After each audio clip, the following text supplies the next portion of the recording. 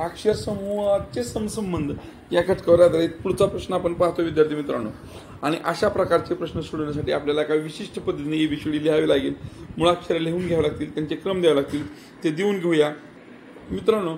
आता आपल्याला KIJM या अक्षर समूहाचा MKLO या अक्षर समूहाशी जो संबंध आहे तोच QOPS या अक्षर समूहाशी कोणत्या अक्षर समूहाचा संबंध असेल ते शोधून काढायचं आहे। आपण या अक्षर समूहातील पहिलं अक्षर K आणि या अक्षर समूहातील पहिलं अक्षर M बघितलं तर आपल्या लक्षात येईल 11+2 झालेला आहे।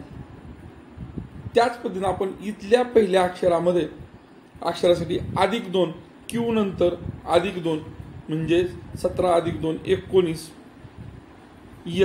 यस न सुरू होणार आपल्याकडे एकच पर्याय आहे, म्हणजे हेच प्रश्नाचं उत्तर असणार आहे। तरी सुद्धा आपलं वेळेचं व्यवस्थापन आपण परिषदेत करूया, पण आता इथं आपण सराव करतोय, पुढचं बघूया।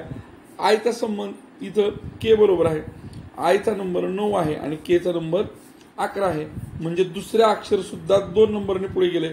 इथलं दुसरं अक्षर O आहे, O पासून 2 अक्षर आपल्याला पुढे जावं लागणार आहे। O पासून 2 अक्षर 2 घरं म्हणलं तर 17 नंबरचं अक्षर आपल्याला Q, जे की इथं आहेच। त्यानंतर तिसरं अक्षर बघूया आपण जे वरून इथं L आले, जे वरून L म्हणजे मध्ये एक अक्षर सोडून पुढे गेले। त्याच पद्धतीनं इथलं तिसरं अक्षर P पासून आपल्याला मध्ये एक अक्षर सोडून पुढे जायचं आहे। P पासून एक अक्षर सोडून पुढे गेलो तर आपल्याला R मिळेल, जे की इथं लिहिलेलं आहे। आणि S पासून आता चौथ्या अक्षराचं बघायचं, M पासून O वर आलंय, म्हणजे मधलं N गाळून O वर गेलेलं आहे। त्याचप्रमाणे चौथ्या अक्षराला S पासून एक अक्षर गाळून आपल्याला पुढे जावं लागेल। S पासून एक अक्षर गाळून पुढे गेलो तर U मिळेल, जे की इथं अगदी तंतोतंत जुळते। म्हणजे आपण 1 मिनिटाचा वेळ भरपूर इथं वाचवला पूर्ण सोडवण्यात। त्या पद्धतीने वेळेचे व्यवस्थापन करून आपण परीक्षेत अधिकाधिक यश मिळवू शकतो।